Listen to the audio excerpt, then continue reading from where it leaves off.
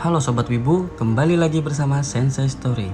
Kali ini kita akan membahas sebuah film yang berjudul Drifting Home. Adalah garapan sutradara Hiroyasu Ishida dan ditulis oleh Hayashi Mori yang diproduksi oleh studio Colorido.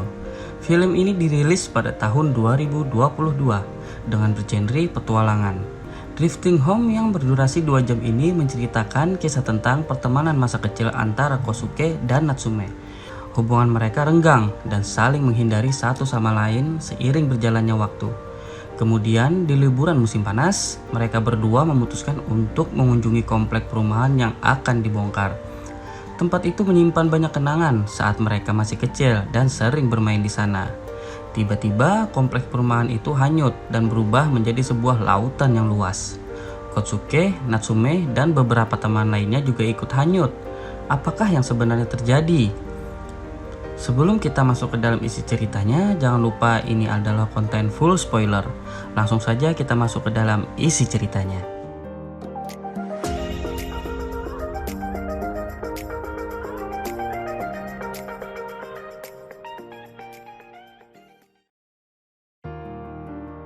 Di awal film, kita diperlihatkan anak perempuan yang bernama Natsume sedang berada di sebuah bangunan tua yang menyeramkan.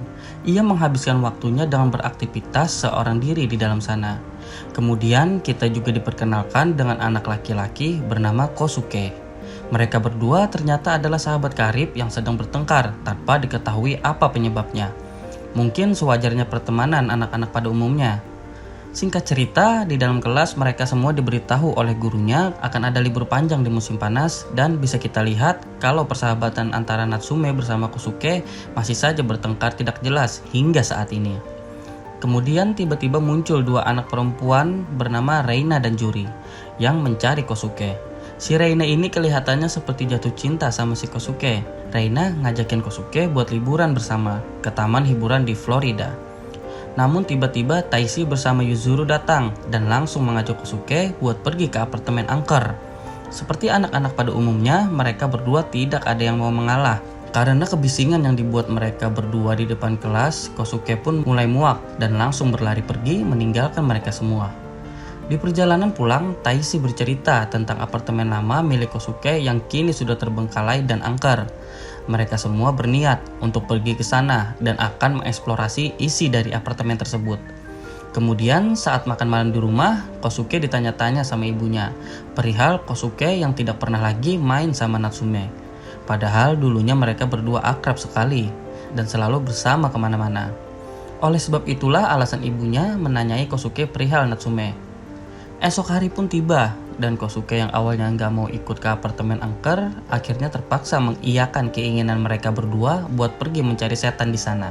Apartemen angker yang udah tua itu tempat tinggal Kosuke dan Natsume waktu dulu. Saat mereka sedang mengeksplorasi kamar lama milik Kosuke, bukannya setan yang mereka lihat. Ternyata itu adalah Natsume yang sedang tertidur di dalam lemari.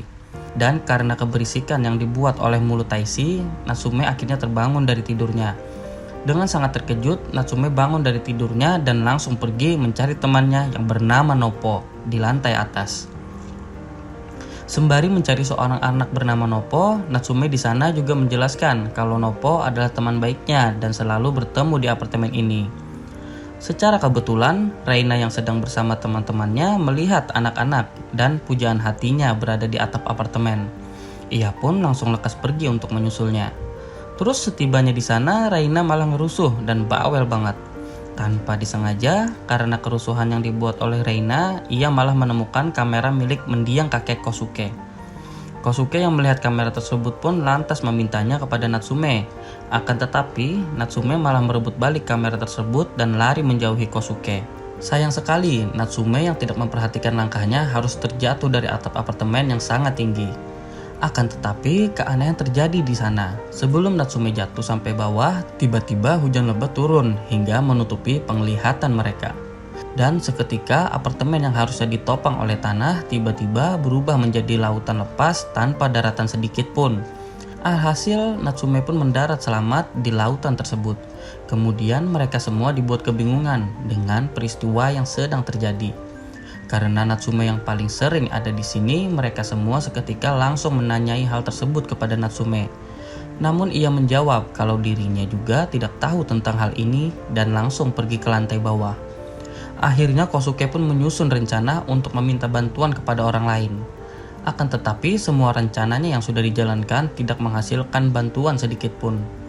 Kemudian mereka memutuskan untuk turun dan mencari Natsume di lantai bawah. Tapi bukannya menemui Natsume di bawah sana, mereka malah bertemu dengan sosok yang menyeramkan. Beruntung pas lagi dikejar-kejar sosok menyeramkan tersebut, mereka bertemu Natsume akhirnya.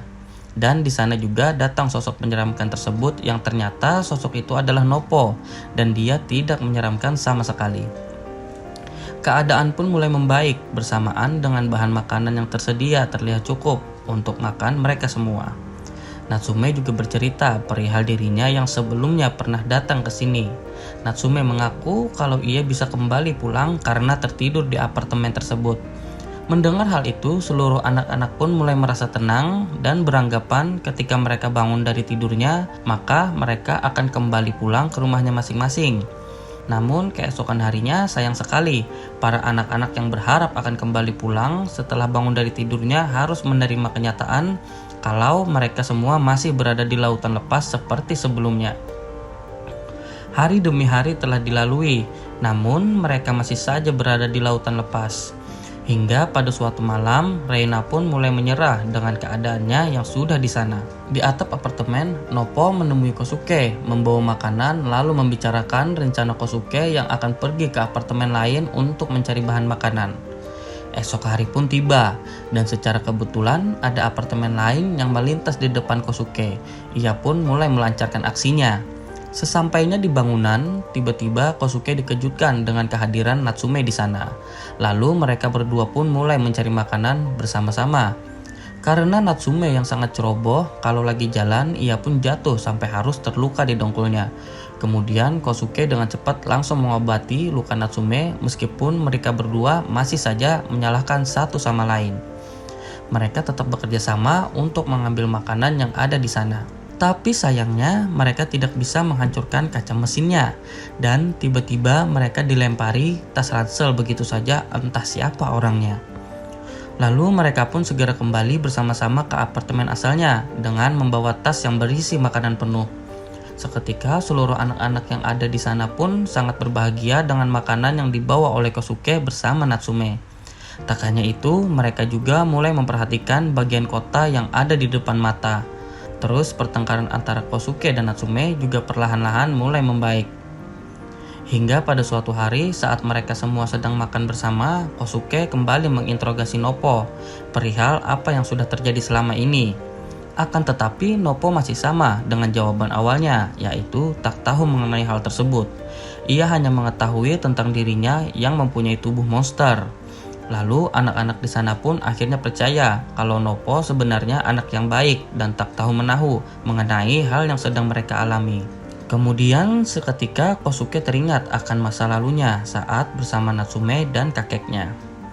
Semua anak-anak berkumpul di atap apartemen. Secara nggak sengaja Kosuke melihat pasaraya yang akan datang menuju apartemennya. Kosuke, Natsume, dan Noppo lantas merencanakan penyusupannya ke dalam pasaraya untuk mencari sesuatu yang bisa dimakan. Berharap akan ada banyak makanan yang bisa dimakan, mereka malah menemukan makanan yang sudah tak layak untuk dimakan lagi. Dan tanpa disadari, ternyata bangunan pasaraya tersebut menabrak apartemen anak-anak dengan sangat keras. Sampai-sampai benturan tersebut membuat Taishi bergelantungan hampir terjatuh. Juri bersama Reina awalnya berhasil menyelamatkan Taishi, akan tetapi kesialan menimpa Juri dan ia harus merasakan apa yang Taishi rasakan sebelumnya. Kemudian Natsume yang jiwa pertemanannya kental pun rela bersusah payah untuk menyelamatkan Juri. Beruntung mereka semua berhasil selamat dari tragedi tersebut. Meskipun Noppo bersama Juri harus merasakan rasa sakit karena luka-luka dan walaupun Natsume berhasil menyelamatkan Juri, ia harus terkena amukan Reina yang kelihatannya sudah tidak bisa lagi buat menerima keadaan seperti ini. Untungnya Kosuke datang di sana dan langsung menengahi pertengkaran mereka. Kosuke tidak tega karena Natsume selalu disalahkan oleh anak-anak. Hingga pada akhirnya di suatu momen yang mereka cuma berduaan saja, Kosuke berusaha buat menghibur Natsume dengan segala cara. yang akhirnya Natsume pun mulai mencurahkan isi hatinya kepada Kosuke. Setelah mereka akan menyudahi sesi curhat antara kedua belah pihak, tiba-tiba keanehan di luar pun terjadi. Dengan segera, Kosuke bersama Natsume pun langsung pergi ke atap untuk menjumpai Noppo di sana. Akan tetapi, Noppo masih dengan jawaban yang sama. Ia tidak memberitahu cara keluar dari keadaan seperti ini. Dari belakang tiba-tiba muncul Juri yang telah bangun dari siumannya. Dan kehadiran Juri pun membuat Raina sangat bahagia dan kembali ke mood baiknya. Kemudian Kosuke disuruh Noppo untuk meninggalkan apartemen ini menggunakan rakit. Kemudian ia pun mengumpulkan anak-anak agar bergegas pergi meninggalkan apartemen ini. Mereka semua akhirnya naik ke atas rakit dan bersiap pergi meninggalkan apartemen. Sayangnya saat tersisa hanya Noppo yang belum menaiki rakit tersebut, Noppo malah mendorong rakit itu, yang membuatnya jalan menjauhi apartemen. Usut punya usut, ternyata Noppo lebih memilih untuk tetap berada di apartemen yang hampir tenggelam itu. Natsume yang tidak tega kalau Noppo harus berjuang sendiri pun langsung melompat ke laut dan pergi menyusul Noppo. Sayangnya ketika Kosuke ikut menyusulnya, tiba-tiba Natsume bersama apartemen seketika menghilang dan membuat mereka berdua saling terpisah entah kemana. Kosuke yang merasa terbebani pun langsung kepikiran keras memikirkan Natsume. Tidak hanya kepikiran Natsume, Kosuke bahkan sempat memberontak untuk pergi masuk ke dalam laut. Beruntung teman-temannya di sana berhasil menahan Kosuke dengan sangat keras. Dan tiba-tiba di depan mereka terlihat bangunan kincir angin yang sedang mengapung dari sisi apartemen. Terlihat Natsume yang sedang menangis karena tidak rela kalau harus kehilangan lagi orang yang sangat ia sayangi. Seketika saat Natsume sedang bersedih memikirkan teman-temannya, tiba-tiba Kosuke datang menggunakan kincir angin yang ia temui tadi untuk menyelamatkan apartemen tersebut. Awalnya Natsume tetap menolak keras pertolongan dari Kosuke. Namun saat Kosuke mengeluarkan semua isi hatinya, akhirnya Natsume pun tersadar dan mereka semua saling bekerja sama agar bisa lolos dari badai tersebut. Sayangnya perjuangan mereka harus sia-sia. Kincir angin yang dijadikan sebagai penopang dari apartemen harus terputus dan membuat mereka semua terbagi menjadi dua bagian. Tiba-tiba setelah ditelan oleh ganasnya ombak di lautan, mereka bertiga berhasil selamat dari ganasnya badai yang menerjang sewaktu malam. Dan di pagi harinya mereka semua pun berhasil berkumpul kembali seperti sedia kala melanjutkan perjalanannya. Hingga bertemu di tempat tinggal Noppo yang selayaknya. Di sana Noppo kembali pulang ke asalnya berada dan kembali mengantarkan anak-anak semua pulang menggunakan makhluk kecil berwarna biru. Sesampainya mereka semua kembali ke dunia di mana apartemen tua itu berada. Mereka pun pulang ke rumahnya masing-masing melanjutkan kehidupannya seperti sedia kala. Dan di sana terlihat pertemanan antara Kosuke bersama Natsume menjadi lebih baik.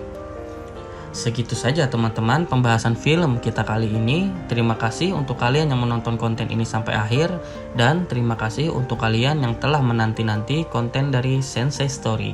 Wassalamualaikum warahmatullahi wabarakatuh.